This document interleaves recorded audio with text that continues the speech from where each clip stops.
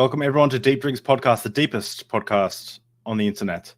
It is my great pleasure today to introduce Jeremy, a marriage and family therapist who helps his clients process the complex intersection of religious trauma, sexuality, and relationships. Jeremy is the founder and driving force behind Wellness with Jer, an initiative that seeks to create a safe space for individuals navigating these intricate and deeply personal issues. Having experienced firsthand the challenges presented by these intersections, Jeremy is committed to facilitating transformation and growth in those who seek his help. You have seen Jeremy on Deep Drinks before, on the panel as a panelist for the Purity Culture Horror Stories panel, which was a hoot, and we've got another one coming up very shortly, Sexy Education, and he'll be on that panel as well. Today, we're fortunate to have Jeremy share his insights and experiences with us as we delve into this conversation. Let's remember the depths and sensitivity of the topics we're addressing. Trigger warning for anyone who is suffering through religious trauma. Let's have a great show, guys. Let's do this.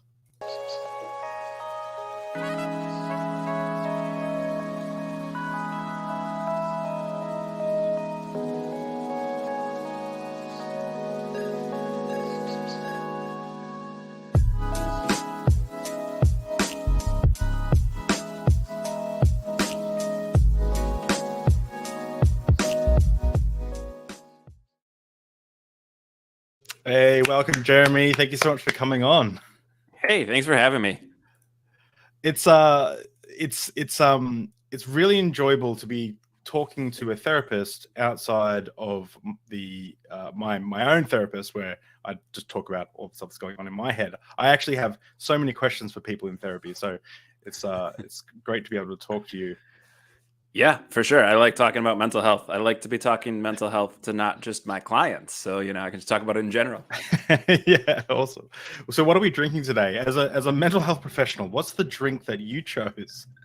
I have a vodka Red Bull. I pre-mixed it while I was backstage. I have ADHD. And I wasn't diagnosed till later in life. And so I think I stumbled upon self-medicating my ADHD with copious amounts of caffeine. My best friend in high school, I don't know if you have this in Australia, we have a Red Bull car that we'll drive around and hand out Red Bull to people in the city. And so it was hot girls running it. Yeah, his two older sisters were the Red Bull girls, and they just bring whatever they didn't sell or give away home on the weekends. So this is back in the day, original Xbox is out. We're playing Halo, and they just bring us here's a bunch of half cases of Red Bull, and we would just drink all of it.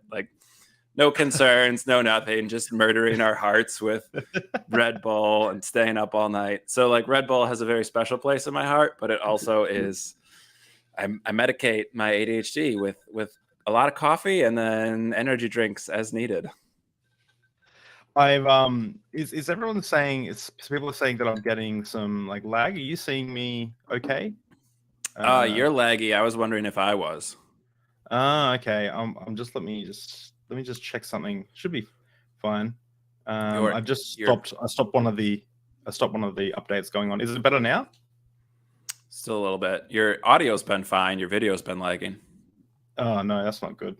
Okay, well, hopefully that fixes itself. Let me just have a quick little squeeze. But oh yeah, I've got a million of these Backblaze updates. Okay, I'm killing this. Sorry guys.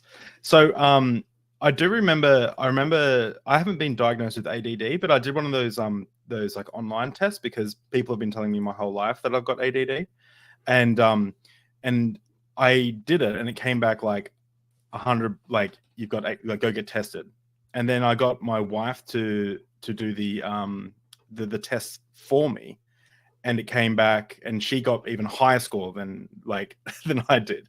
So I think I should go get tested, but I was going to say, as a mental health professional, I don't recommend going off of the free online tests. I do think you should talk to an actual professional. Oh, yeah, of course.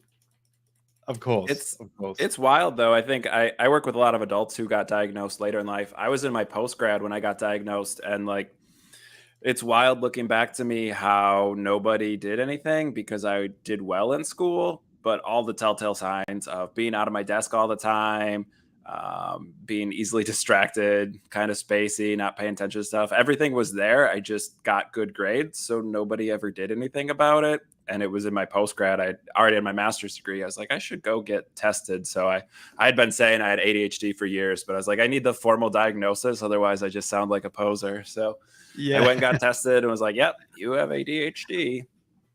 I had someone in school to say to me, oh, well, you've got ADD. And I said, no, I don't. And they said, well, what the hell's wrong with you? It's like, oh, okay.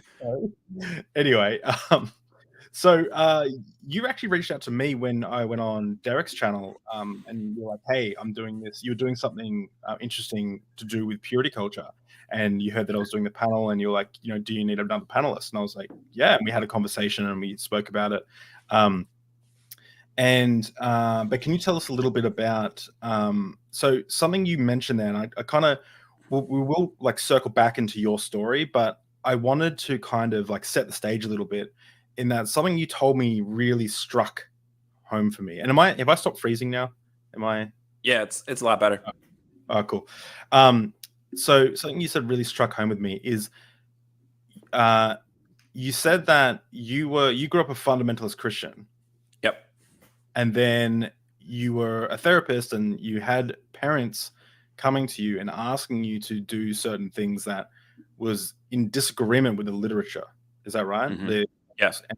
And there was a bit of a conflict there for you because you're like, the church and these parents and and these people want help in these certain ways, but it's actually against what the literature says we can do. And I was just wondering if you could kind of talk a little bit about that. Yeah, this is going to wander a little bit into my background, but I grew up fundamentalist. I grew up fundamentalist Christian. I went to parochial school, so private religious school all throughout K through 12. And then college, I went to a big research institution. I went to the University of Minnesota, which is a premier research institution. It's one of the top 3 psych schools in the nation. And it was eye-opening to me on the culture side of things, but it was so research oriented in the School of Psychology. So the Minnesota Twin Study, which is a longitudinal study that studies twins who are separated at birth and how later in life, what connections they have. And it's crazy stuff. Most people are vaguely familiar with the study. So I worked on that when I was in my undergrad, which isn't actually exciting. I just did data entry. But like I was around this culture of science and like research and evidence-based practices. So everything that I knew in psychology was from that framework from before I was even doing therapy. Just in my undergrad was like, research is important. This is why research exists. There's a lot of bad research that's out there. You need to do good research. This is why the research matters. So I had this heavy, heavy background in science and psychology as a science. And that was really my introduction to the world of psychology. So when I was doing therapy, even early on in my career, when I was still identified as I was still a Christian, I was working at a Christian counseling place.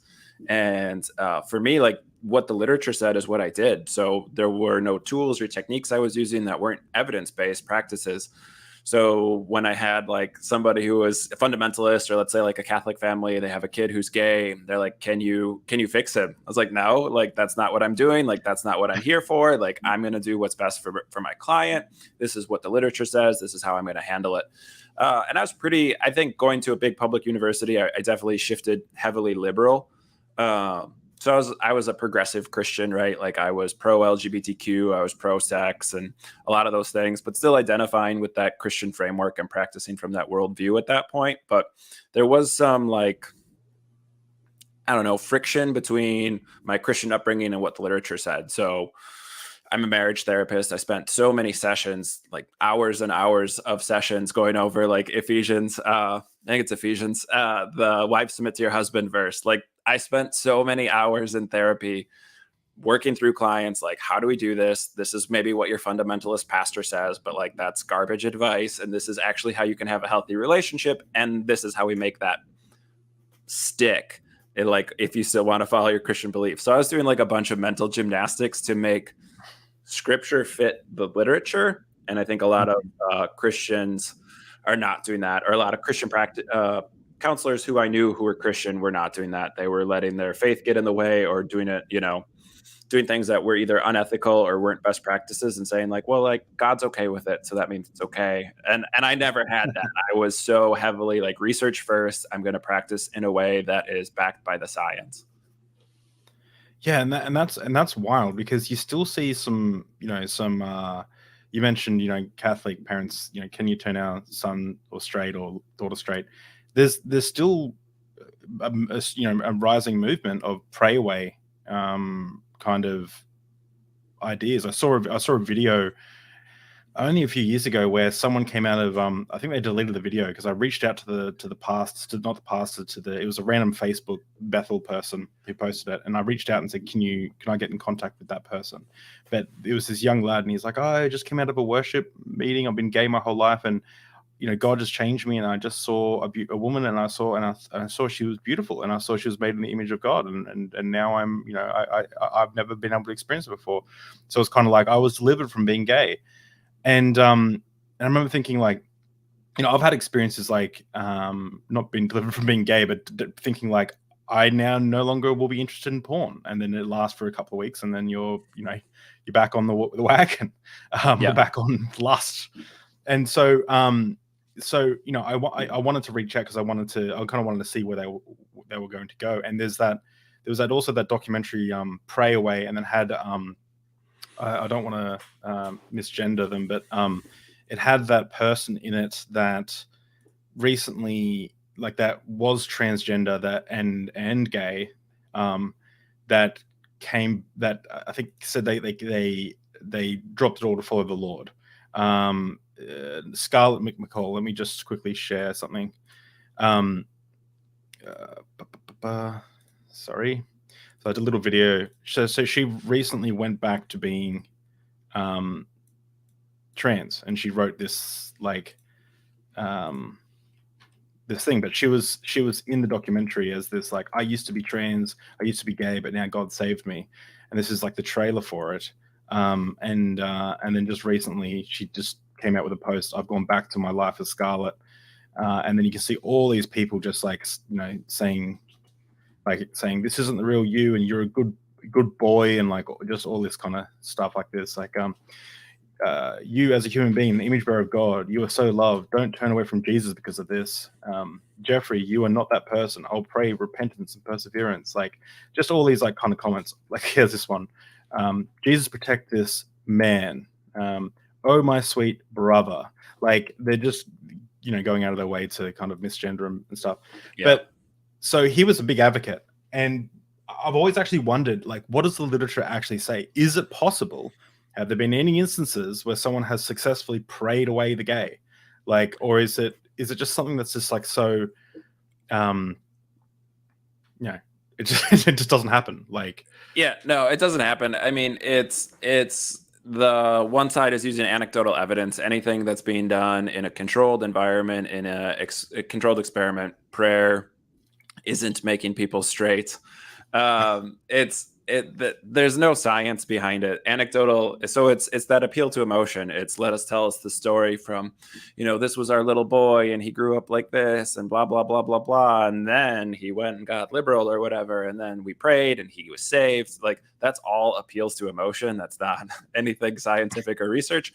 And it's anecdotal evidence. And I don't want to take away from people's whose personal story it is. Like, more power to you if you're in a healthy place and you feel good about it. But I think more of these stories, when you follow them from beginning to end, it's people who are repressing it, who have kind of that like come to Jesus moment that we can explain through science and other ways that doesn't have anything to do with Jesus, and that's motivating them to stick to some sort of religion, but it doesn't tend to last. Faith healings, a lot of stuff like that. You'll see it in other areas where there are these cults around, like was like the snake training. I can't think of the example. The Appalachian snake handlers. Yeah, but like those churches have people who have maimed hands and have like deformities and stuff because like it's not working. Like, but they're ignoring all this evidence against it. And then the few times where something good happens, they're able to say like, well, see, like this is a miracle. So no, there's no empirical evidence that says something like conversion therapy or Prayeraway the gay would work. Conversion therapy is outlawed because it empirically shows harm over and over and over again in controlled settings and has no benefit. So that's why it's something that's been outlawed. I think in most countries, even in the United States, in the conservative Bible Belt, it is still illegal. So like, because when we study it, it does harm. It's not helping people. It's abusive. So yeah, that Prayeraway the gay movement, I think, was really harmful. I mean, I think it's definitely like the thing that's being attacked now is trans people, and it's not because anything bad or wrong with trans people. It's just gay people are too popular. Too much of the population knows someone who's gay or is familiar with it and doesn't think it's bad or wrong anymore. And it's a much smaller percentage of the population who identifies as trans. And so that's the new target, because not for any moral reason, just because it's a smaller percentage. So it's easier to pick on them. Yeah, I actually 100% agree with that. It's amazing how, it used to be illegal in Australia to be gay. And, like I've told the story before that, I know, adults who used to go around and try and bash people who were in the 60s or 70s or whatever, that, you hear of stories, like to drive around looking for people who looked gay so they could bash them. Like it was very anti-gay in Australia. And now, for the most part, especially in a lot of in Melbourne, one of our probably most left-leaning cities, like I was down there once, and you got a park and you've got like a bunch of Muslims sitting there with the hijabs on, and then next to them is like a gay couple holding hands, and next to them is like it's just like there's so much diversity, and everyone just kind of gets on, and it was really cool to see. But yeah, the trans thing, I think trans people are just the new target, and especially with like all the rhetoric that's coming out from like Ben Shapiro and Jordan Peterson and stuff. It's just like it's they've got blood on their hands, in my opinion. Like they've done some serious harm. Well, don't get me started on Jordan Peterson, because he's a psychologist, right? So I'm the same profession as him, and he just does so many things. There's ethical complaints against him. I don't believe he's licensed to practice anymore. I think he's just fully sold out to do whatever right-wing talk show he does now.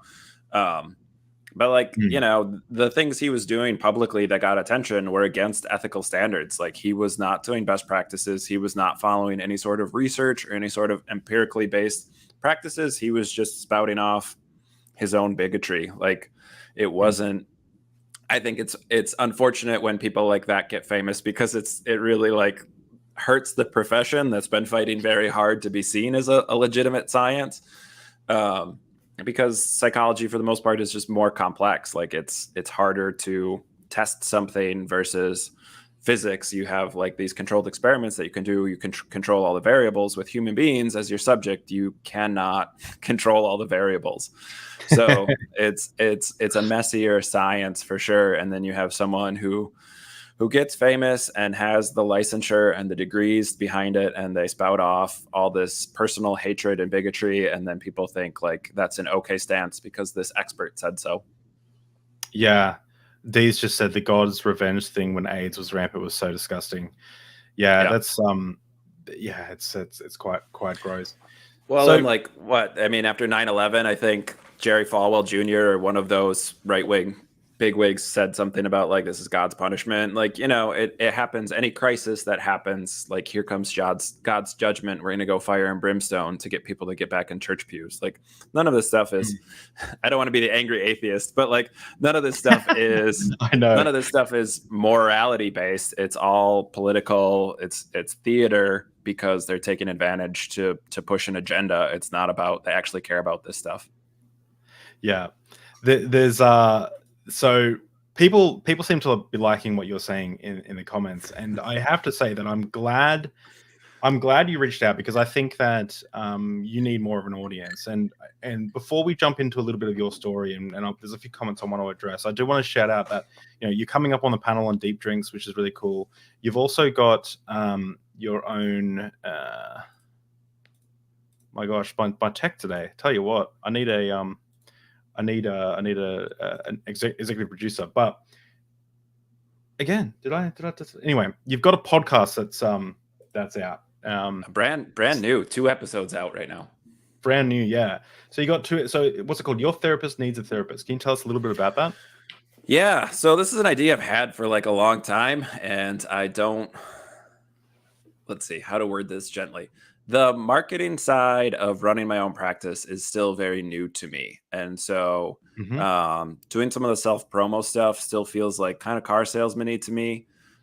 Even though like I know what I'm talking about is helpful to people and is interesting, it still kind of always takes me a bunch of stuff to be like, I think other people would listen to this. So Your Therapist Needs Therapy is just me interviewing other mental health professionals. I will have some other people, not just therapists, but predominantly it's me interviewing a therapist about their own mental health journey. And some of them are sharing like their personal journeys. Some of them are sharing kind of how they manage being in a high stress field like therapy with their own self-care and what they do to take care of their own mental wellness. I've had a bit of a theme around religious trauma because that's my most recent thing. That's the thing that my brain's firing on the most recently. So I have a lot of religious trauma therapists early on, but I also do sports performance. So I'm going to have some sports psychology people on there. I've got a sex ed coach coming on. I've got a cult specialist coming on. We're going to have some other marriage therapists on. So I'm hoping to I have some ideas for some guests. I have a couple special guests lined up already. And I hope that if it gets a little bit bigger or I have some time that we'll get some other stuff. But yeah, the first episode is my therapist. I interview my therapist on there. And then the second episode that's up is about internal family systems with Forrest Benedict, who also works with religious trauma. Forrest and I collaborated putting together. The first thing I reached out to you about was that support group for sexual shame for men coming out of purity culture. So Forrest and I collaborated on that group. So yeah. And you also have a YouTube channel, which isn't like you're not blowing up, like you're not no, you don't have thousands of viewers yet. But I've been adding 1 subscriber per video I do, so I'm breaking even right now. The YouTube channel's weird. Like the things that have gotten the most likes have been like pretty random. I think I did a review of like a Bo Burnham video, and that's the most popular thing so far. And like I'm not musically talented. I have zero like knowledge in that area. I'm just talking about like the mental health topics. So the YouTube channel's me just kind of, I'm going to say like dicking around a little bit more around mental health. I talk about comic books and superheroes and like what are the themes around mental health and those things. So it's a little bit more niche, I think. I have a couple like self-help type things around dealing with stress around the holidays and stuff like that. But it's predominantly more fun for me to just be like, hey, here's a song I listened to. Let's talk about the psychology behind it. Or I just finished this comic book. I'm rereading Watchmen. So I'll probably do a couple videos about Watchmen because it's pretty heavy on mental health. So when I was in higher ed, I got approved to do a class on superhero psych. And then I left higher ed before I got to teach it. So I have a bunch of prep material for superhero psychology that I never got to use. So the YouTube channel's been a little bit of that. And I just did a review of like a song by The National. So I like The National. It's one of my favorite bands. So some of it's just like me being a person. And I think nowadays for people who are looking for therapists, they're looking less for like, where did you graduate and what are your credentials, and more like, oh, you have blog posts, let me read those, or you have a YouTube channel, let me see that. So it's more like, look at me, I'm a regular person and I have long hair and a beard and I'm not scary, so come to therapy. It's funny, my psychologist has long hair as well, and when he got his photo done, they like did it in such a way that it was like perfectly like, because before he worked for his own clinic, it was like perfectly back so you couldn't see it, so just like a weird bowl kind of cut, like, and sure. I was like, but it looks awesome. He's got like long hair like you. So yeah, that's amazing. The kind of stuff that you're doing. I hope you get more followers, and go subscribe to your channel and check out the podcast, and let me know what you think of the podcast. Come back here and let me know. Podcast actually has been like, I've been getting not like a ton of views yet, but everybody who's listened to it or the people who have been on it have been really positive about it. So I don't know. I've done some podcasting before when I was in higher ed.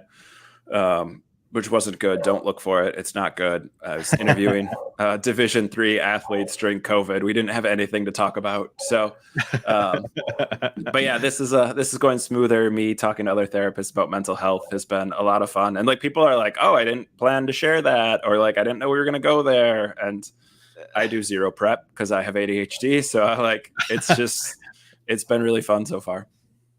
Talking about prep, so a lot of people don't realize like how much prep I do for the show. I think each episode I either prep between 1 hour and 20 hours per episode. It goes like sometimes I'm reading an entire book.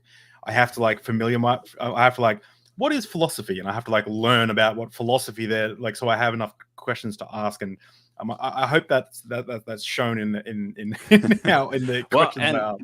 What people don't realize is like even just being in charge of like a live stream is a lot of work. So there's all these things that can go into it. That's why I did the podcast, honestly, instead of doing a video, because I just didn't want to deal with the extra level of tech, like just audio, a little simpler. Well, I do have a comment that I wanted to read out from Accidentally Agnostic. Hello, great topic. Looking forward to this. I'm fresh off the deconversion boat. And then you posted further down. I've been behaving so much better now. So Nitty was here. Hey, Nitty, asked, is everyone behaving? You all behaving? And they said, I've been behaving so much better now that I'm not stressed out and distracted by an imaginary friend. And that's, thank you so much for coming on and, sharing that you've recently deconverted or deconstructed your faith. It's really important to kind of get around communities and things like that. Even if like this isn't an atheist like evangelism show. I don't care if you remain religious or anything like that, but I just hope that wherever you do end up, that you're happy and healthy and feel like you came to your decision for the best reasons.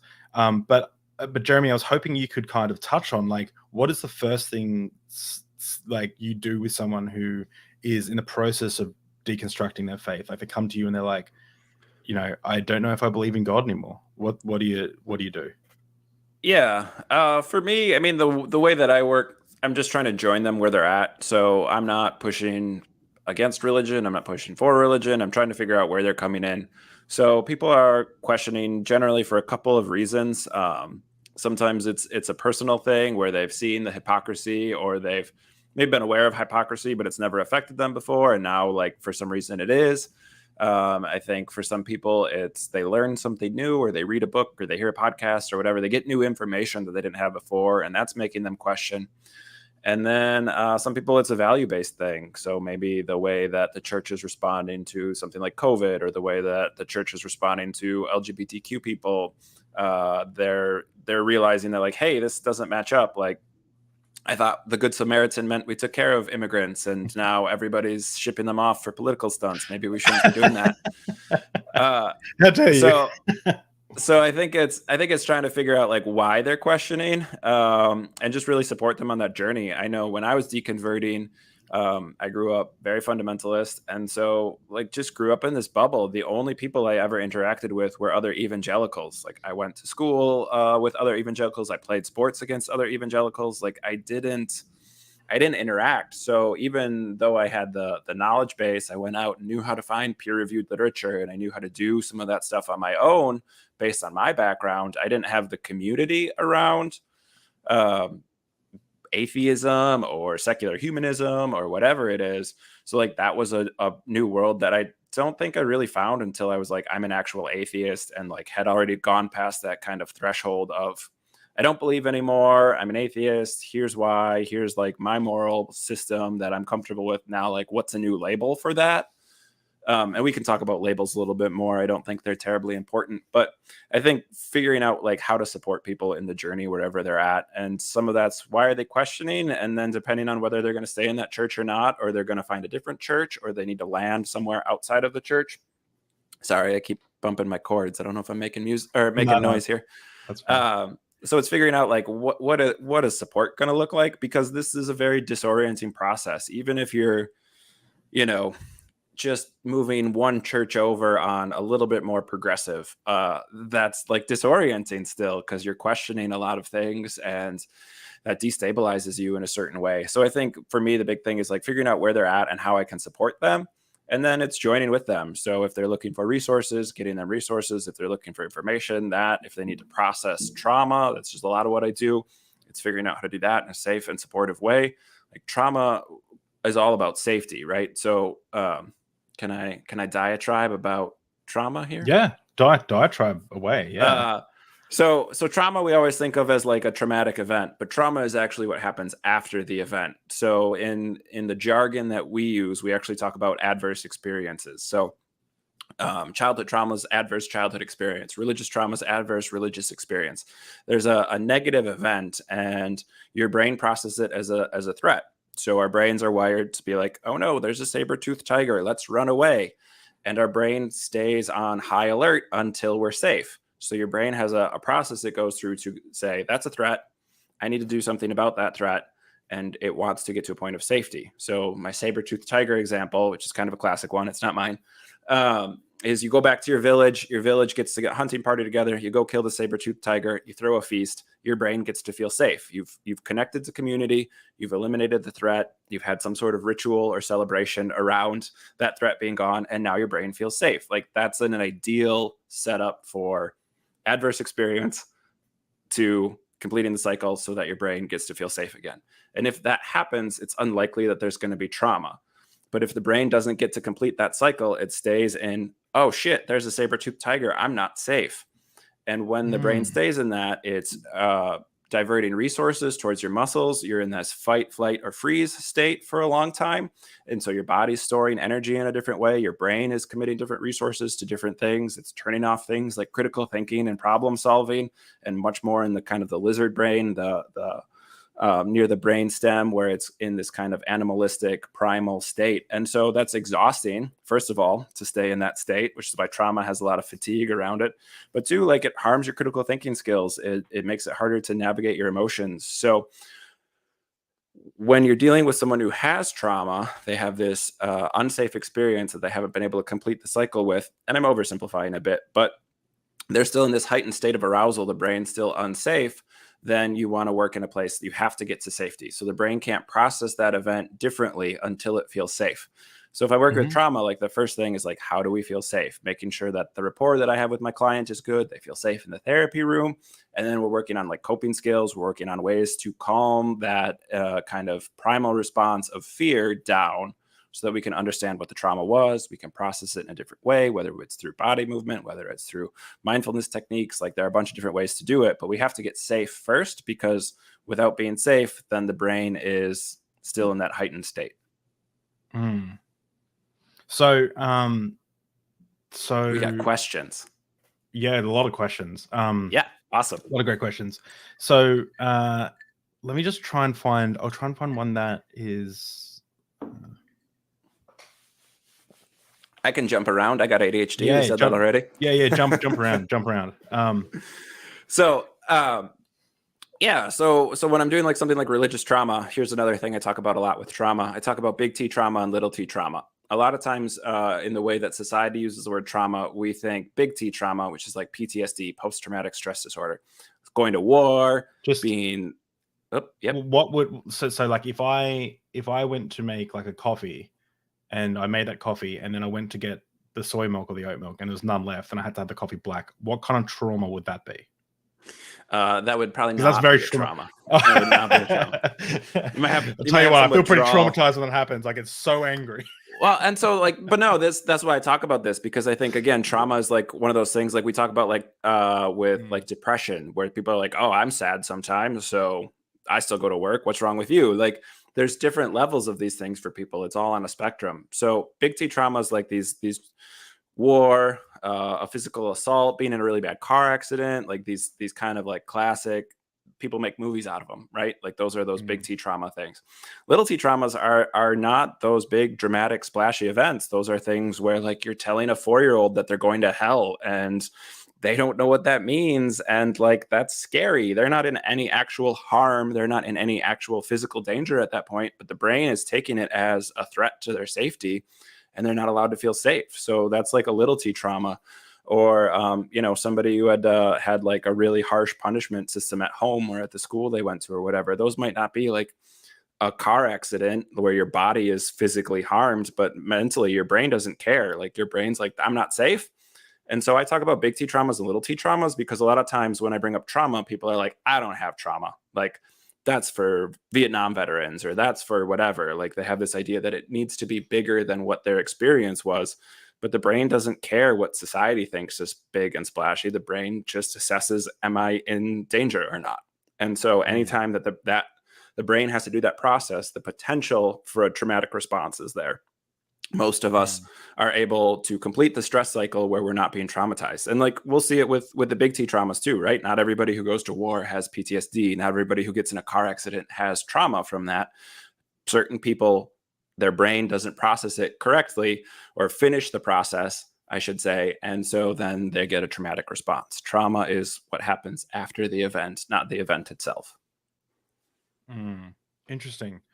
I will get to your questions, Dave. I just want us to stay on this subject a little more. But Carrie said, Carrie Ann Chrysler said, I have PTSD. I can stick my hands into dishwater and begin to dry heave. My body responds uncontrollably to the environment.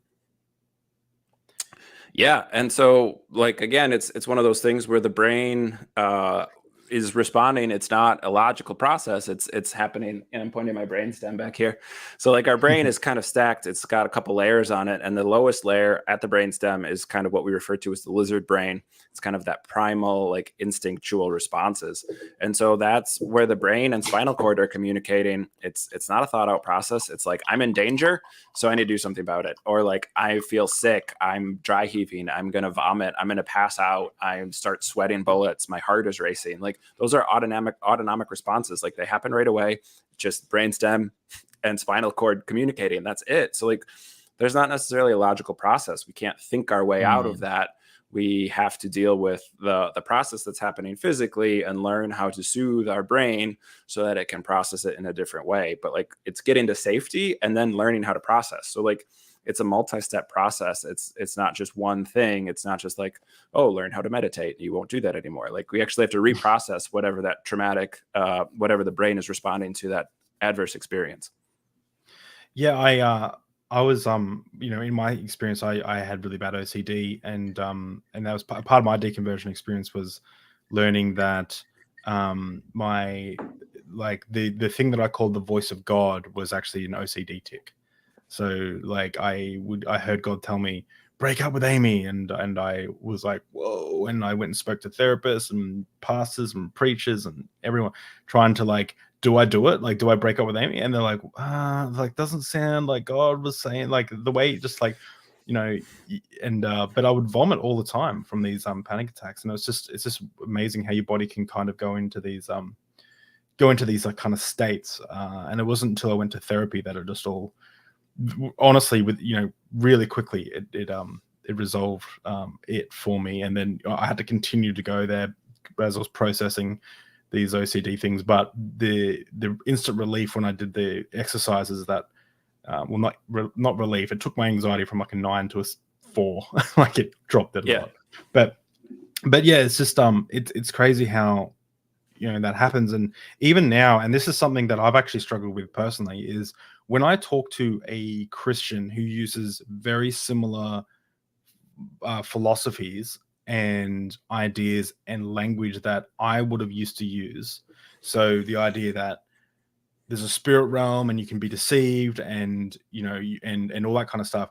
I can rationally talk to them with that, but it's like my brain goes back into that old mindset and I actually feel traumatized. Like not traumatized, but I feel very anxious. Like I had a conversation at a work party once. It was my wife's work party, and this lady comes to me and goes, "Why don't you come to Hillsong? Oh, we know you go to church. Come to our Hillsong." And I was like, "I don't really go to church anymore. Why not?" And then we started the God conversation. And by the end of that conversation, although I was being respectful and stuff, and they were being respectful, I was shaken up for like 2 weeks. I was just like, because it was just like getting into that old way of thinking.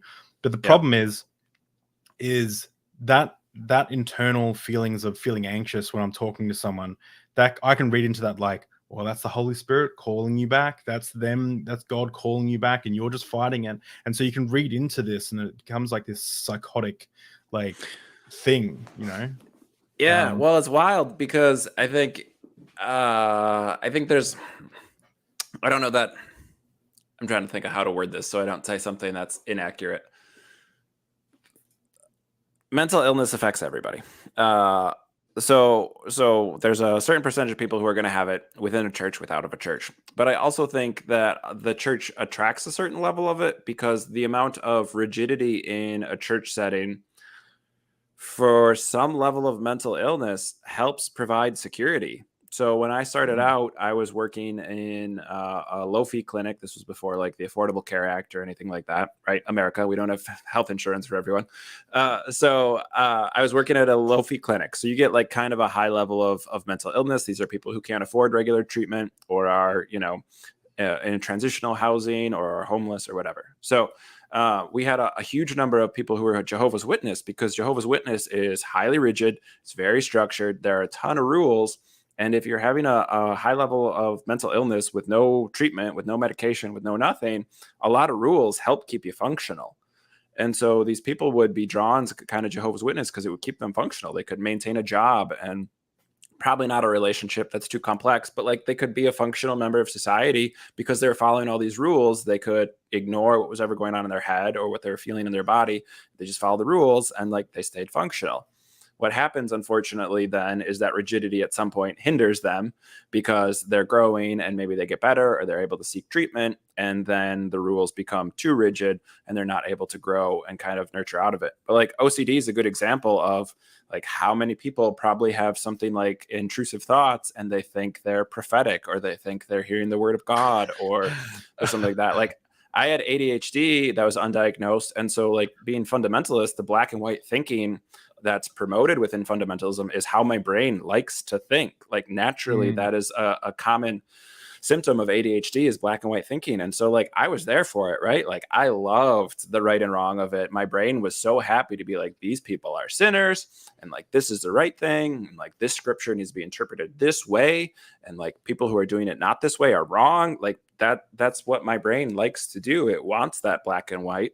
And like it's an actual process for me to get into like gray, and like I'm a very postmodern therapist, so like there is no capital T truth and stuff like that. But it's one of those things where like my early growing up years, without any knowledge around mental health, without any outside experience, like some of that rigidity probably worked well for my undiagnosed brain because it kept me functional. This is we got a lot of we got a lot of comments. I want to read them out, but I first want to jump into a random aside. But this is kind of what you're talking about with your brain working a certain way. I used to be a game developer. I have a YouTube channel, way more popular actually than any of my deep drinks or anything. But I used to teach people how to make video games, and when I first started making video games, I had this video game called Burger Run that I was going to make, which is like Macca's Run. It was like about going to Macca's and getting burgers, whatever. And it was just like a 2D platformer like Mario. And you just, but we used funny sound effects and it was funny. And the health bar was a bacon strip and all this stuff. And I was like, man, this is really fun, but I don't know how to program. And so I was like following tutorials and I was like, but I had all these creative ideas I wanted to execute. So I realized, you know what, I need to take a step back and just learn how to program. And I need to learn it. And I would sit there and I would struggle with it so hard. I'd go to sleep to coding tutorials. I'd print off documents. I would research books. I would get a highlighter. I really went hard and did nothing creative. I just focused even my decisions became Boolean, true or false, or I would practice thinking programmatically in my everyday life. So about a year later, I'm like, okay, time to actually make a game. Let's get back into it. And I had no creativity. I just couldn't, I was thinking so analytically that I could no longer think with the broad strokes and the paints and the colors and I was like, damn. And then it became a balancing act of like switching. I have to I call it like switching modes. I have to switch into a creative expression, and I have to there's a certain vibe that you have go along with it, and then you get back into the analytic and you solve problems, and it became this really weird dichotomy in my head of I had to train myself to think a different way. And I think actually, if I didn't learn that programming thought process, I would have I don't know if I would be. I don't even know if I might even still be a Christian or something. But I learned very quickly that it's like something's either true or false. Like like things in life are booleans, you know, like they're true or false. So it's just really interesting. We have some amazing comments. I want to read out a few. Thank you, Critical Faculty, for the $5 super chat. Cheers, David and Jeremy, for spreading knowledge and proper science. Critical Faculty will come down to Melbourne soon, and I'll be catching up, meeting him for the first time. Hopefully, we got a baby, so we'll see how that works out. But it'd be good to, and you might hear some interesting collaboration ideas coming very shortly with my good friend Hanny over there.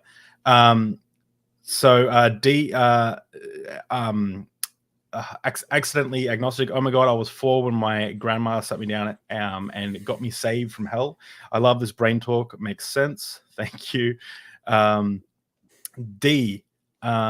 question. What is the guest thoughts on using mental health for political reasons? As in, guns aren't the problem, it's mental health. You want me to respond to that one? Yeah. I want to go back and talk about like some of the hell trauma too, and why teaching kids about something like that is developmentally inappropriate. I don't think I'm alone in this. I think any mental health professional who hears after a shooting that there's a mental health problem, like, just wants to scream, because we do have a mental health problem, but it isn't about. That's not what the issue is about. It's about gun control, obviously. There's so much good research that says if we had less guns, we would have less shooting. So like that's just a distraction. Mental health is kind of a catch-all for politicians. And I'm speaking specifically about in America. I imagine it's true other places, but in the United States, we have a massive problem with mental health. We have a massive problem with guns. And so rather than talk about guns, like, let's just talk about something else. And people, for whatever reason, keep falling for it because, like, yeah, we do have a mental health problem. It's a total distraction. Nobody is passing legislature to fund mental health. Nobody is passing legislature to help people with mental health. We're not getting more school counselors in school. We're not doing emotional tolerance or skills training in schools. Like, they're cutting that stuff. They're limiting it. So these people who want to say it's mental health are also limiting access to mental health. Texas, I think, just passed some law saying they can start replacing all school counselors with chaplains. And like, no, you can't. Like, that won't work because chaplains aren't trained in mental health and kids actually do need mental health resources. So that's going to go horribly wrong. And, you know, so then Texas had like 4 shootings in 1 week. So like, it's really frustrating for us as mental health professionals to hear that because it's such a cop out. And yet, like, we want to talk about the mental health problem. We want to talk about the things that are leading to these things. These are some systemic and institutional things that are leading to things like shootings. Like, there's no upward trajectory in our society. The amount of what we refer to as like deaths of despair are rising. Like, suicide is up across all demographics. Like, there are people who feel stuck. There are people who feel like they're not going anywhere and can't because we keep cutting the societal nets for people. Like, the game is rigged and we all know it and we're stuck in it. And like, that causes despair for people because it's kind of legitimate. So I think it's really frustrating when something like a shooting happens because there is probably a mental health issue at play. It's not normal behavior. It's not typical for someone to get mad and go get a gun and go shoot up a school. Like, those things don't make sense. So there's probably something going on, but to suggest that like we can just say it's mental health and then do nothing about either guns or mental health isn't going to do anything. Even if we funded mental health better, I still think there'd be school shootings because it's a gun problem, not a mental health problem. So it's like, I don't know. I don't want to call it a bugaboo, but like, it's definitely a thing where they just like, it's like a distraction. Like, let's throw mental health out there because everyone cares about mental health, but nobody knows what to do with it because it's so complex. And because of that, it just kind of goes away. It's as an Australian, like, you know, it's unfathomable to me the laws of guns, and we won't get too political, but like the laws of the guns and stuff in America, like, it's unfathomable to me. Like, I don't like the thing that really drove the point home for me was, the same day Sandy Hook happened, which, how many little kids were murdered that day? Was it 19 or 21, something like 19? that? Yeah, there was a school stabbing in China the same day, and 20 students were stabbed. 0 deaths. 20 students, like 20 families didn't have to have a funeral. 20 families had that person home in a few days. 20 families, like the argument that like if people, guns, guns don't kill people. They'll use knives. It's like, well, yeah, let them use knives. Like, let them use knives. Let them use their fists. Let them use bricks. They're much less dangerous than an AR-15 or something. It's just I can't fathom it. Fathom it. Yeah. Well, and it's fascinating in a like depressing sort of way, I guess. Like watching a car crash. Like the bad faith actors are also like taking advantage of evangelicals and taking advantage of like that side of the spectrum, because it's not science-based. It's not using evidence. It's like arguing from feelings or using anecdotal evidence. So it's the same kind of like advantage taking that's happening around things like, oh, well, the founding fathers meant this. Like the founding fathers had single load muskets, and they had rules and regulations around how much ammunition you could keep, because they were all terrified about some idiot blowing up half the village. Like there were rules. There have always been regulations around guns, and pretending that like it's some like right that's inalienable and can't be encroached in any form or fashion is just like historically inaccurate. And like the people who are eating it up hook, line, and sinker are the people who have been trained to not use critical thinking and to not know how to do research or find peer-reviewed sources. Or I was at a conference where somebody did a really awesome presentation on like the overlap between evangelicals and conspiracy theories. And it's like, right, because evangelicals have been trained to think with their feelings and not use critical thinking. Like they've been prepped for believing conspiracy theories. Well, that's actually, we're going to get back to the Hell comments and River City's comments and a few other comments, but Dee had another question. Sorry, another question. Why are people so why can't I talk? So susceptible, oh gosh, to conspiracy theories? And how do we help them? I think Fox News has traumatized people. At what stage do you call like Fox News a sarcastic terrorism? Well, maybe not sarcastic terrorism, but like at what stage do you start calling these like these organizations, the NRA, Fox News and stuff, just like literally propaganda machines that aren't news? They're just they're just brain rot, really. Yeah. Well, I mean, I think Fox News has always been propaganda. I think that was the whole point. And a lot of media is propaganda in one form or fashion. But again, like there's a difference between going and saying like media can't be trusted and then going and like getting your sources from Facebook. Like you're not addressing the issue in any way that makes it better. You're making it worse. So yeah, I mean, conspiracy theories, we all have like cognitive biases. Everyone does. It's just a thing. Our brains are like these incredibly powerful, wildly complex supercomputers that are also incredibly lazy. So our brain wants to have like a simple category to put things in. And because our brain takes shortcuts, which is all a bias is it's a cognitive shortcut. You're not doing the critical thinking and the logic work to test your theory. Your brain's just taking a shortcut. Because biases exist, like we're going to have things like conspiracy theories. The reason some people are susceptible to them more than others, I think, is not so much a biological thing as probably a life experience thing. I think the less diversity you have in your life, the less world experience you have, your worldview is smaller, and you just have a smaller base of knowledge. So if you're watching Fox News and they're keeping you in a state of fear and you've never been out of your hometown more than 15 miles, like a caravan from Mexico sounds scary, but like it's not a thing. Like it's easy to test, like to check and see if that's a thing and what's happening and what like might happen and be like, oh, that's a made up thing. So, the reason some of these things go hand in hand, at least in America, again, the United States, like the Republican Party keeps cutting funding to education because they don't want people who are well educated. Like they don't want people who are healthy. They want people to be poor and uneducated because they can manipulate them through easier means. Like it's not necessarily that everybody who's Republican is dumb. It's just that in mass, if there's an easy way to have somebody hear a wild, outlandish story and not think twice about it, That's less work. It's less work to tell a lie than it is to tell a truth or to show something like evidence.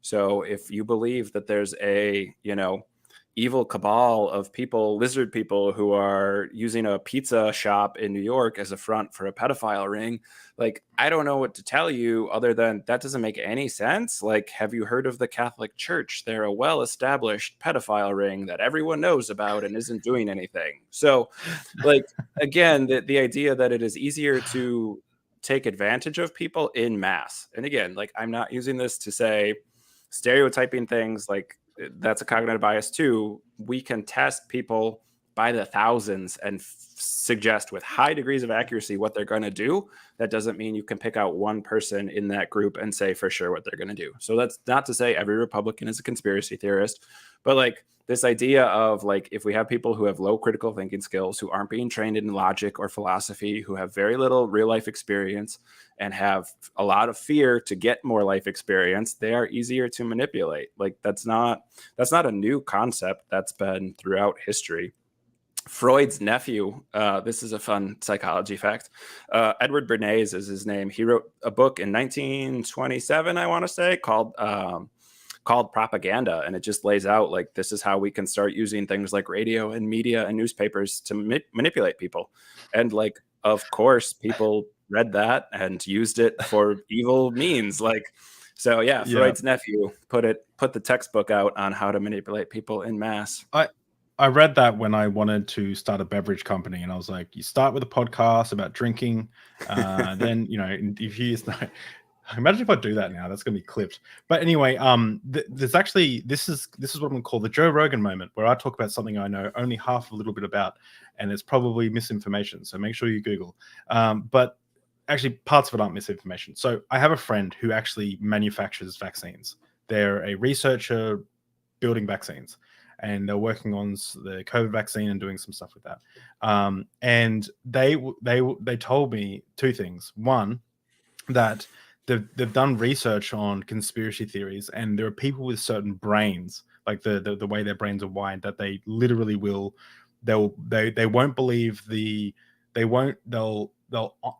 err on the side of whatever isn't mainstream, whatever someone's telling them. It's like an anti-authoritarian like idea.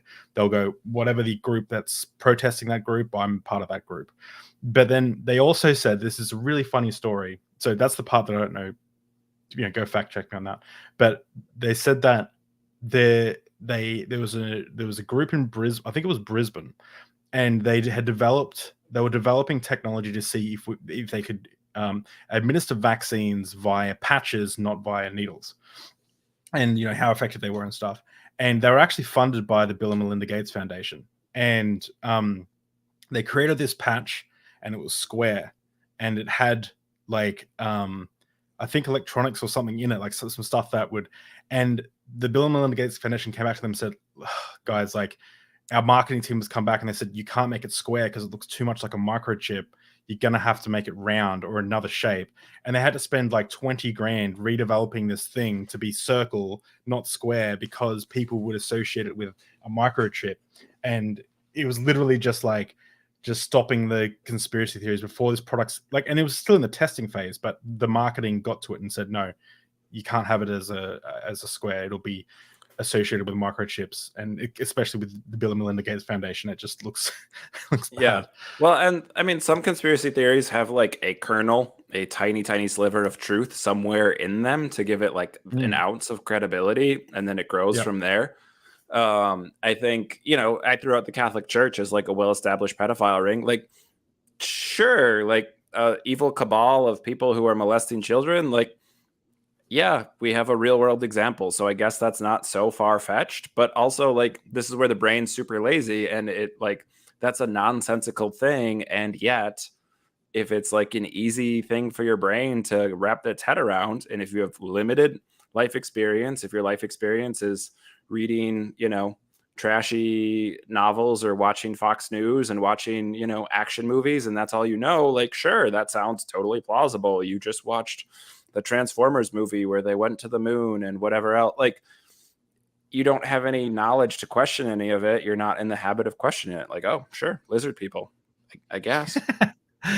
So I think it's something that's wild. And when you would get someone who's an expert, I'll put expert in quotes, but like I do this a lot where like I heavily question research because I went to a research institution. I know a lot of research that gets put out isn't done well.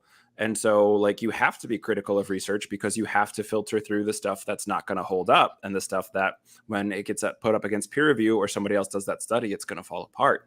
So you have That's to be why we have critical the of peer it. review process. Yeah. Right. But that doesn't mean like a wholesale rejection. And so like I talk often about the medical field not being an exact science. And so when someone's going on meds for the first time around mental health, I'm like, it's a process. It's a lot of trial and error. It's not exact. Be like ready for it to be a bit of a like long haul. It's not something that usually like changes your life overnight. And so, but like doctors don't talk about it that way. Like they're going to just be like, hey, you're going to go on this. It works really well for a lot of my clients and I'll see you in 6 weeks. And like, if it doesn't go well for you, you feel like it's something wrong with you, but like that's actually the typical experience. And so a lot of it is just like, it's not that the medications are bad or wrong. It's just that that's kind of the process. It's not exact. And I think people have it that way. I will say like, I've been skeptical for a lot of my life around things like antidepressants. The research has never been that strong. And so we're like starting to call some of those things more into account. But like again, that's being able to say like I have the expertise to read a bunch of peer-reviewed stuff and sift through it, and I'm subscribed to all these journals, and I have access to a high-level library system because I went to grad school and can go to a nice university's library. Like that's not what the average person has. So it's not the same thing as, you know, your Aunt Karen on Facebook talking about COVID vaccines. I have a story, an anecdote of antidepressants actually, and so when I was prescribed the same antidepressant 3 times by 3 separate doctors, and same dose and everything, and I remember not wanting to take it. I was scared that I would lose the ability to get erections. I was scared that I was going to gain like more weight than I already do have on me, and you know, and all that. And I remember doing. I came to my therapist with a document, and I'm like, this is what I've tried. And it was like, I went through the literature and I was like, okay, this is when antidepressants were put up against exercising in groups for 30 minutes a day, 3 times a week, exercising by yourself 3 times a week, and placebo. And it was like, you know, I think like antidepressants were like a few percent higher than the exercise group, and the exercise group in communities was better than the exercise alone. And it was like, but it was only a small percentage, but it was 20% better than placebo. So it showed that it had some effect, but it's like exercise does just as well. And then there was like studies on saffron, eating like saffron and turmeric, and then there was like a meditation, and then there was I did all this stuff. So I was meditating, I was doing exercise 3 times a day, 3 times a week, 30 minutes exactly as I did, like 30 minutes of 80% cardio. Like I went like really, really particular with it. My depression cleared up pretty quickly. However, my OCD got incredibly worse, and it got just continued to build. And what was worse is that's what the antidepressants were prescribed for. So eventually I caved. I took the antidepressants, and I had a dry mouth for about 2 weeks, and I felt a bit disorientated. And then I've had no symptoms after that. In fact, you know, TMI, but like, well, I'm not even going to say that, but things got better for me. Like I just felt a lot better. I've been on them for years now, and I've had no side effects after those 2 weeks. And it's just made the peaks and valleys just like level out. And I know I'm an exception. I know most people get side effects, but they just did wonders for me. And I know this is also anecdotal, so look at the data. Yeah. But well, and when it comes to depression, exercise and things like that can do as good, if even better in some cases, than well, and I think like your experience of doing some things different and then doing medication again on top of it and then having a different result. Like, again, that's why it's so hard to have solid science on human beings, because there's so many variables at play. And so something like losing a little bit of weight or like changing your diet and your metabolism speeds up or slows down, like those have massive differences in how your body's going to process that medicine. Sometimes having 5 more milligrams of a medicine in your system is enough to pass some threshold that gives you the result you want. So like we're talking about like minuscule changes in your body that might have huge effects. I tend to be like medicine as a later approach, as opposed to like go to the pills right away. Like try and change your diet, learn some skills around meditation and yoga, and do some other healthy coping skills. Like there are people who need medication. There are people who, once they find the right dosage and the right type of medication, it is life-changing for them.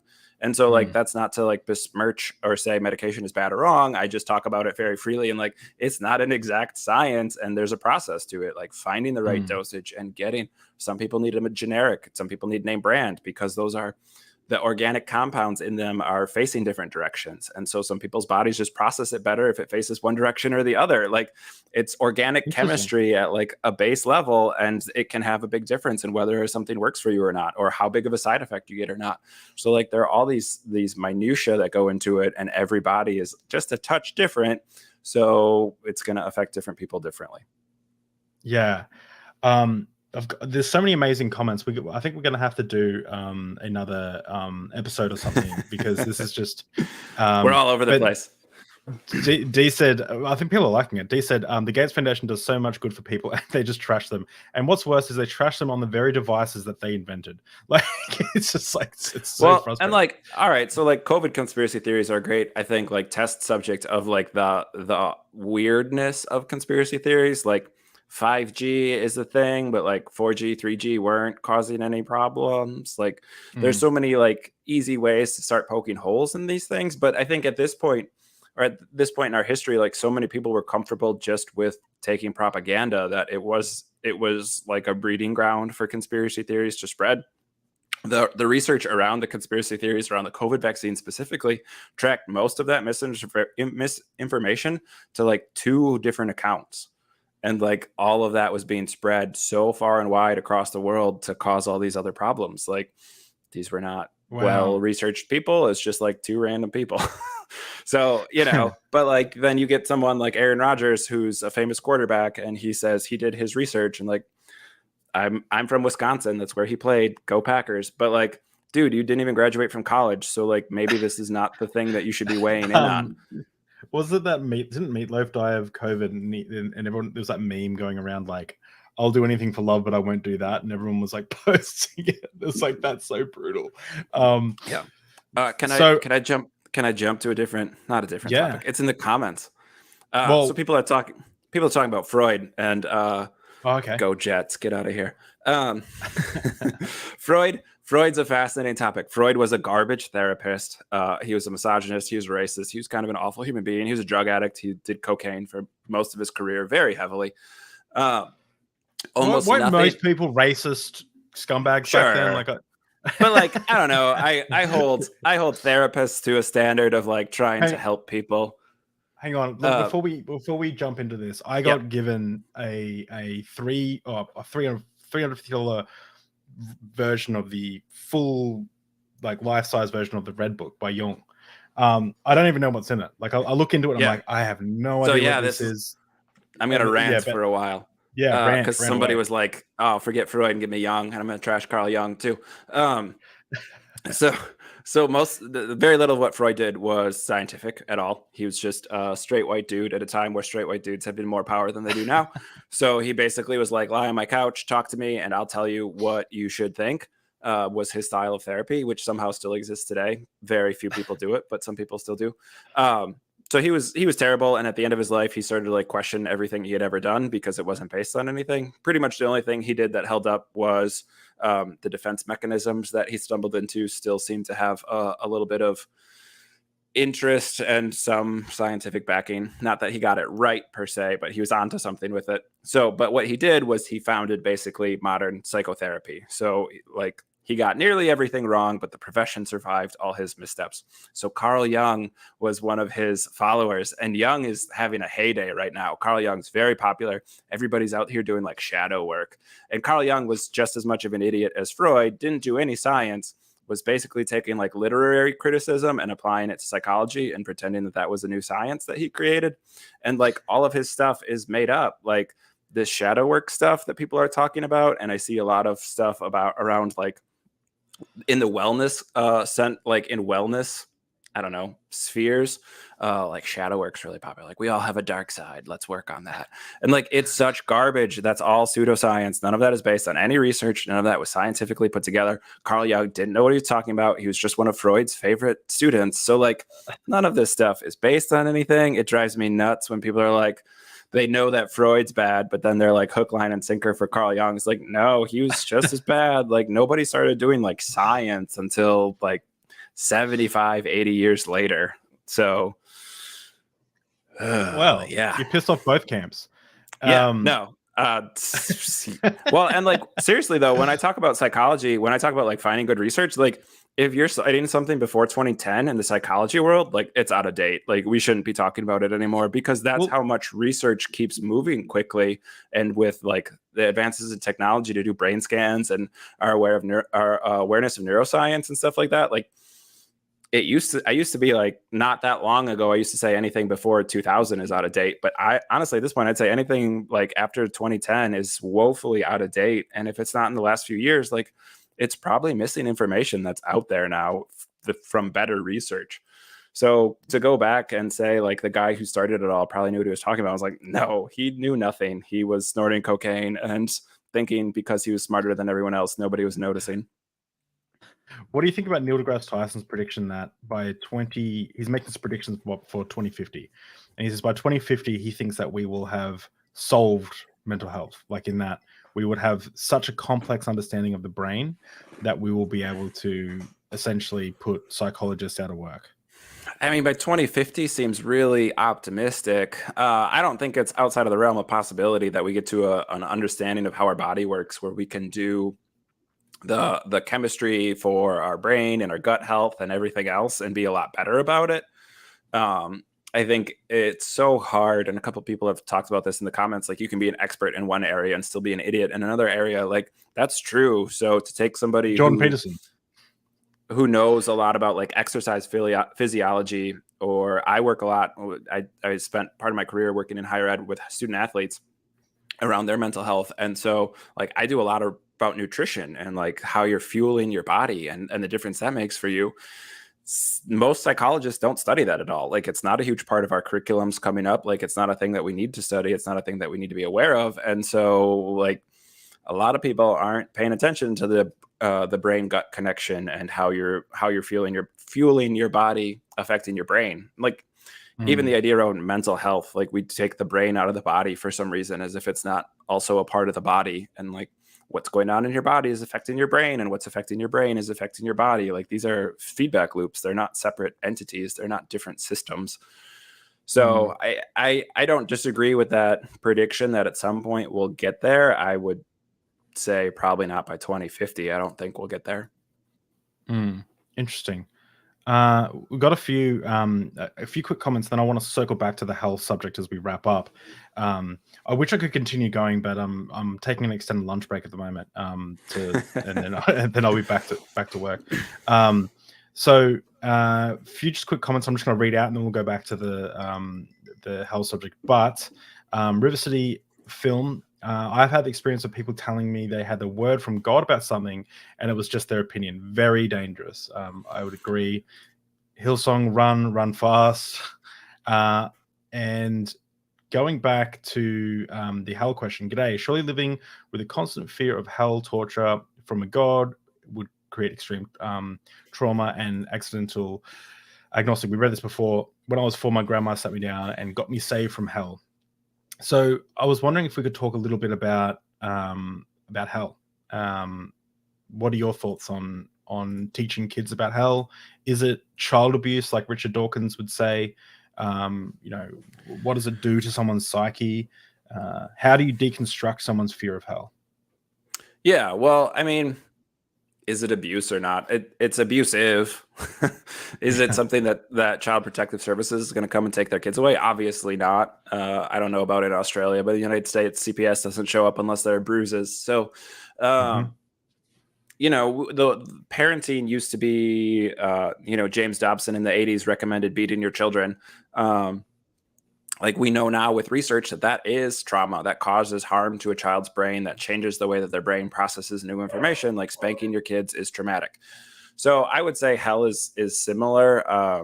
there's no way for a young child to process something like that. Their brain is starting to make sense of the world through things like fairy tales and stories and narratives, because that helps them connect dots, not because it provides meaning or like morality for them. So pretending that like something like eternal hellfire that you are destined for because you're an awful person, or spoiler, like I was fundamentalist, because someone did something else 4 generations ago, you're still going to hell for that. Like, there's no way for a kid to process that. They don't have the brain power to process that. They have no life experience around that. They can't process time yet, let alone eternity. So like everything about it is inappropriate developmentally. Like they just don't have the brain capacity to do it. And then it's fear-based. So you're scaring them about something they cannot understand, that they can't process, that they don't know how to ask questions about because they don't know what they don't understand about it. And I would say at this point in my life, like it's a bad reading of scripture because the Bible doesn't say that much about hell. Most people's common perceptions of hell is based more off of Dante's Inferno or Paradise Lost than it is about what scripture actually says. It's not even like in the Old Testament either. Like it's a New Testament idea. I'm not Jewish. So, but as far as I know, like Judaism doesn't believe in an afterlife. Like there's not a hell concept. So the idea that Jesus would have believed in hell is also pretty unlikely given where Judaism was at, from what I've read from people who are much smarter about Bible scholarship than I am. So yeah, like it's not good. And it's fascinating for me to ask people some of these questions, like, oh, like where is that in the Bible? And this idea of like the devil is a horned figure with a like forked tail and hooves, like that's not, he's like a snake for a while, and then he's hanging out with God in Job, like they're buddies, and then he's a lion, and then he's got, 7 horns, which is just like the city of Rome and his Babylon mythology and all this stuff. Like he's not this horned figure who rules over hell and tortures people eternally. Like that's nowhere in the Bible. And yet, like, that's still what most people think of that. So it's pretty wild to me. Like, the concept of hell is wildly inappropriate for children. It's not a thing we should be talking to kids about. It's certainly not a thing we should use to threaten them, because it's inappropriate for their brain development. But also, like, the idea of hell is just like, where did we get that from? If you start digging into it, like, it's not from the Bible. So, yeah, that part of it's pretty crazy for me. I think I'd love to hear, just comment now if you'd like to. I have done a Hellcast panel before on my other YouTube channel. It was a long time ago, but I'm thinking about one of the next panels we should do is about hell. So if you would like to see that, the comments, comment down below. So just as we wrap up, I want to ask a few questions, and we've got to have you on again because there's so much we didn't get a chance to cover. Yeah, because I've just really enjoyed this conversation. Firstly, let me just say a couple of things. So we coming up tomorrow, we have an episode, Finding ET, the sociological impact with Dr. Aaron Adair. So we actually have a physicist coming on to talk about finding ET. Now, that's not really in the realm of religion, philosophy, and human rights, but we used to be religion, philosophy, science, and it's something I'm interested in. So I hope you guys are also interested in that. But the reason is because Dr. Aaron has written a book along with, let me just find the episode, along with Jonathan Pierce here, who and he talks about the religious, like what would happen to the religions of the world. So we've got 2 episodes, and the first one's going to be about the sociological impacts of if we found aliens, and the next episode will be about what the religions of the world would be. Would aliens have a religion? It's a pretty interesting book, and we're going to go right into that tomorrow. And then the following day we have Warzone. They're in Ukraine at the moment, demining. So you never know. And I'm just contacting them and trying to see if we're still down for this. But if not, it'll be another time. But we are doing an episode on demining in Ukraine and what's kind of happening, Warzone journalism with Dylan Burns, which would be really cool. Secondly, I want to point out that, and I want to thank everyone, thank all my Patreon supporters and new members to the channel. Papa Aaron, as everyone knows, is the Pope of deep drinks. It's the highest tier you can get. and he has the chance as the Pope to come up with suggestions that I'll do. But this suggestion is something that I thought was a great idea anyway, and that is I'm going to have like a community Patreon stream where it's just for Patreon and members of the channel, and it'll be, you know, everyone can kind of jump on or comment or just jump on with audio, and we'll just hang out and talk about religion, philosophy, human rights, and anything, and it'll be a kind of a longer, relaxed stream. So if you want to get in on that, join the Patreon or become a channel member, and I'll make sure you can come along. That'll be awesome, and stay tuned for that. I'll post in the members or the Patreon link. And then lastly, guys, I've pinned the comment. Go check out and tell me what you think, and let Jeremy know if you go over to Your Therapist Needs Therapy, a podcast, and just comment below and say you're from Deep Drinks. I'm sure, you know, I'd love to hear that some of you guys went over there and found his episodes. Let him know what he thinks. If they suck, tell him. No, only tell him good things. Tag your therapist in it. Find me on Instagram and tag your therapist. I'm need new guests in the future. So, do you have Twitter? I don't. Twitter is a cesspool. Yeah, that's you got to go on there to argue with bigots. It's the best thing after a few. I say that and I go on Reddit all the time. So no, I think social media in general is a cesspool. No, I'm mostly on Instagram. I don't know. Cool. I work with millennials and younger a lot. So Twitter's old people social media. Sweet. So okay, yes, but yeah, check out the podcast, and I'm open to feedback on it. It's still in its infancy, so it's moldable still. Awesome. Well, I'm definitely going to. You only told us about this morning, but I'm going to definitely check it out as well. So a few questions I ask everyone at the end of each Deep Drinks episode, and I'm not sure if you've seen this before, but it's a question I love to ask. And you're an atheist now, or do you believe in God?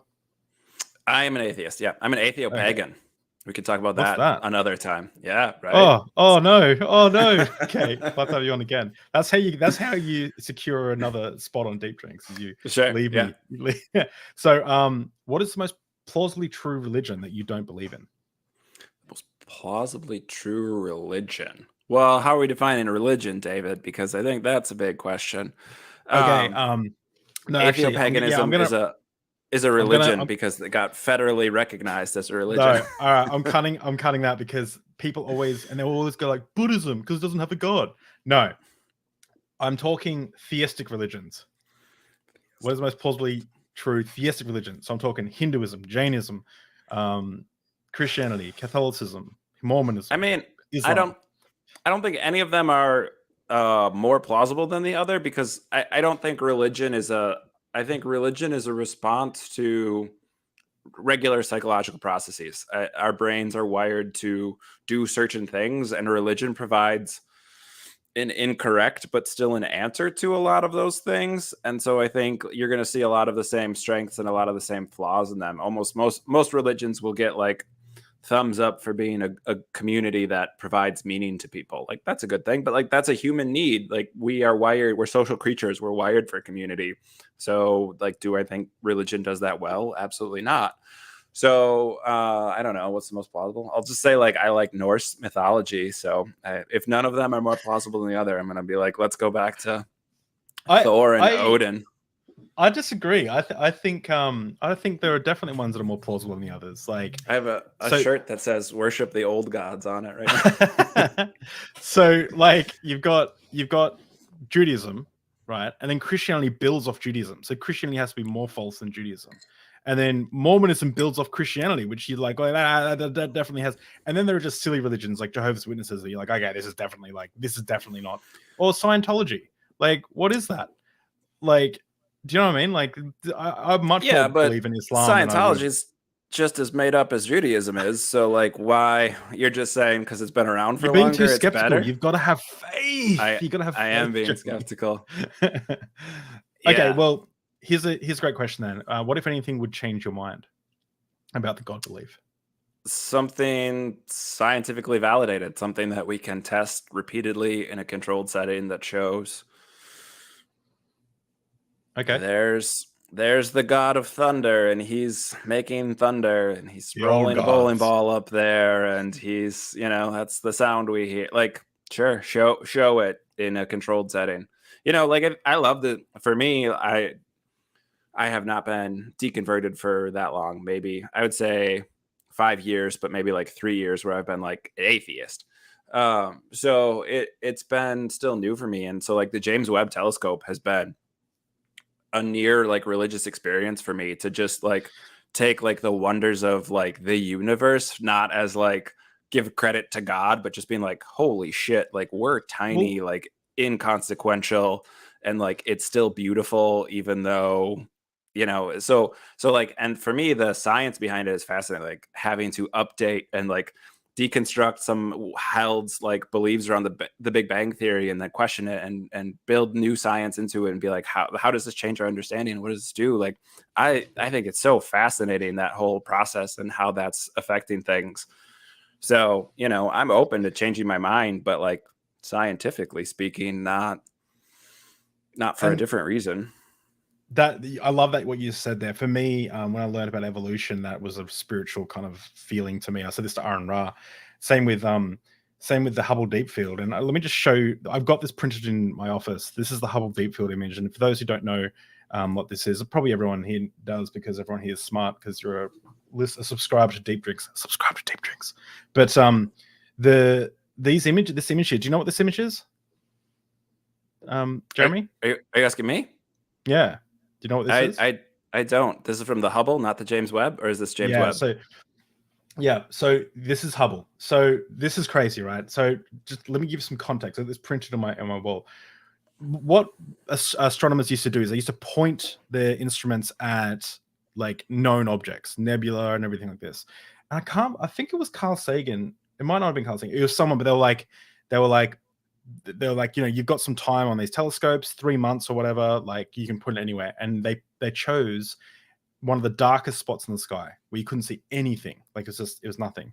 And they pointed it there. And as the satellite went around Earth, it took, and I might be getting some of this wrong, fact check me if you have issues, but as it went around the Earth, it was taking, long exposure photography of this section of the sky. The section of the sky you're looking at is a pinprick at arm's length. So like that's what you see in the sky. But what you see here aren't stars. Well, some of them are. This one here is a star because you can see the cross. And this one here is a close star down further. But the ones with the little crosses are stars. This one up here is too. But every other little dot you see, every other little thing is a galaxy. A galaxy with hundreds of billions of stars, with hundreds of billions of planets around those stars. And that's a pinprick at arm's length, like in the night sky. And what you're seeing here is some of these here, you can go back, I think it's about 13 billion years. Like this was one of the ways that we knew, there's some of the earliest galaxies, like when the Big Bang was first forming in this image. And that's crazy. And so what the Hubble telescope is doing is looking at all this kind of stuff with deeper, infrared and not infrared, but like different light. This is why we don't do science. Yeah, I've been out of the game. But it's just, look at that. You just go, whoa! Like just this little dot here, this tiny little dot, like all these little specks. They're galaxies. Like it's just incredible. Like. I think I've been taking my 5-year-old to the planetarium. We have a planetarium in the city, and like he and I have gone a couple times, and I think I'm like as excited about it as he is. He's 5, and he's just like learning about the solar system. And like I grew up fundamentalist, so I have very limited science background. So this is all like fascinating stuff for me. We went to one presentation on the James Webb, and I was just like mind blown by it. That was super over his head. So we did a basic solar system one too, but like. Yeah, it's crazy stuff. It's very wild, and you just think like, and that's what we'll be talking about tomorrow. Is like, how do we know the person we'll be talking? Have you seen the movie Contact? With so you know that the organization there, SETI, the Search for Extraterrestrial Intelligence. That so my guest tomorrow, Aaron, did his internship there. So the actual SETI. So we'll be talking about that tomorrow. So it's gonna be a wild one. Well, 2 last questions. If you what is the best piece of advice you've ever been given? Oh, um, I can answer in the therapy realm for sure. One of my supervisors said, "Be curious. Like, if anything in therapy will ever serve you, if any technique or tool or whatever it is, school of thought, textbook you read, be curious." And like that is very much how I've built my therapy. That's why I think I can work with so many different people from so many different backgrounds and still do effective work, because I'm coming in not as an expert. I'm not coming in with like an claim to know more about their life than they know. I'm just coming in and being curious and trying to see how I can help. So be curious. That's great. That's I like that. I think I'm going to steal that as a bit of my own philosophy, life philosophy. But if you could ask a magic genie or like a magic box or something, and you could ask it any question, but it would only answer a question about where you are wrong about something. So like a belief you have, an idea, or something that you're confident about, but you want to know, am I really confident? What would you ask that magic genie? Huh. That's a good question. I'm making a card game with these questions. I thought of a bunch of like stupid things off the top of my head that I would want to know about. That like no one else would care about, but I'd be like, oh, like, is this like story about Led Zeppelin true or not? Man, that's a good question. I don't know. I think I have like not like I'm perfect. Everybody has biases, myself included. I think I have like a healthy skepticism to my own knowledge base, just deconstructing. But also like in the therapy realm, like I hold a lot, nearly everything as a hypothesis at best. Something I would like to know about. Just couldn't. Yeah, I don't know. All I can think of is like pop culture stuff. Like, was there really like a munchkin that got hung on the set of Wizard of Oz, or did like Led Zeppelin really, assault a girl with a fish? Or this is actually a pro wrestling shirt that I have on, and there's a bunch of like drama around the pro wrestling world right now, and it's like there's some stuff that's like popping in my head. I don't know that there's a lot. I love that. That's your well, that's Yeah. fine. If it's a pop culture thing, like then that's fine. Yeah, I want to know the truth behind the pro wrestling drama. There's a bunch of non-disclosure acts going on. CM Punk got into a big fight with Kenny Omega, who's my favorite pro wrestler of all time and is the greatest pro wrestler. If you've never heard of him, you should go look him up. They're all in All Elite Wrestling. My shirt is a group of pagans. One's like a Dutch kickboxer. He's awesome. Like, doesn't that just sound awesome? A Dutch kickboxing pagan? Like, yeah, he's very cool. Pro wrestling is awesome when it's done well. But yeah, they got in a huge fight after. Is pro wrestling like WWF? I don't know about wrestling. Oh, get out of here. WWF's terrible. Yes, but it is that. Okay, I'm a hipster about it. I watch All Elite, which is the cool New Kids wrestling show, and like stuff from Japan, or like Lucha Libre from Mexico is really cool. Sumo wrestling. I got it. So yeah, they got in a huge like fight after a pay-per-view, and now there's all these NDAs around it and nobody can talk about it. And I really want to know what happened, because like Kenny Omega's my man and I love that guy. And he got bit, like legitimately somebody bit him in the arm. Someone threw a chair, a dog lost a tooth. Like, it's pro wrestling's weird, both in like the storytelling and real life. So I would like to know what happened in the brawl out that happened last year after a pay-per-view. Talking about things you want to know, the one thing that I was obsessed with for the longest time was Making a Murderer, Stephen Avery, and that we talk about that on the Patreon thing, but like, oh man, I would love to argue with someone about that one day. But yeah, isn't that wild? Like, you could get an answer to anything, and we're hung up on pop culture. All right. Well, thank you so much, Jeremy, for coming on. I'd love to have you on again. And next time, I'll choose a time when we can continue for a longer period with. You got a plan. You got a plan for my ADHD going every which way, especially with the comments. I was distracted. Last panel I was on, I went full screen, so I couldn't see the comments, and that kept me laser focused. And today I was like, I had the comments up, I was distracted. Well, I think I got to go get tested, hey, because I'm the same. Like, but that's what I love. I love jumping around everywhere, but I'm getting better at like pinning things. I will go back to that, and like it's like and I hope people enjoy it. But anyway, thank you everyone. Thank you so much to the Patreon supporters and new members, and go check out Your Therapist Needs a Therapy podcast, and I'll see you guys tomorrow. See you guys. Bye.